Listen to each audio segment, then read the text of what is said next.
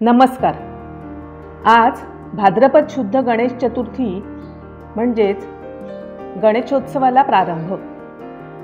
आज घरोघरी गणपती बाप्पांच्या मूर्तीची विधिवत पूजा करून प्राणप्रतिष्ठा केली जाते। यालाच पार्थिव गणेश पूजन असेही म्हणतात।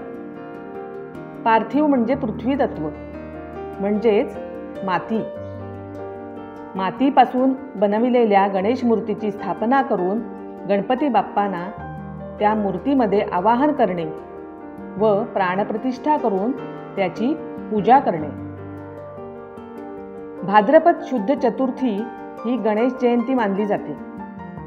त्यामागील पौराणिक कथा अशी: कैलासावर देवी पार्वतीने स्नानाला जाण्यापूर्वी सुगंधी उटणे व सुगंधी द्रव्ये युक्त असे लेपन शरीराला लावले व तो लेप पुन्हा काढून त्यापासून एक बालक मूर्ती बनवली व ती दैवी सामर्थ्याने सजीव केली। नायकाशिवाय त्याचा जन्म झाला म्हणून विनायक असे नाव ठेवले व द्वारापाशी उभे करून कोणासही आत न सोडण्याची आज्ञा दिली। मातेची आज्ञा विनायक काटेकोर पाळत होता। पुढे महादेव तपश्चर्या पूर्ण करून महाद्वार जवळ आले। विनायकाने त्यांना अडवले व आत जाऊ दिले नाही। तेव्हा क्रोधित झालेल्या महादेवांनी विनायकाशी युद्ध केले व त्रिशूळाने शीर उडवले। पार्वती स्नान आटोपून बाहेर आली असता सर्व प्रकार पाहून क्रोधित झाली।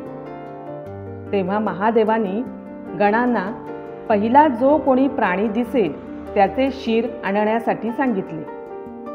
पुढे गजराजाचे मस्तक त्या बालकाला लावण्यात आले व ते बाळ पुन्हा सजीव झाले।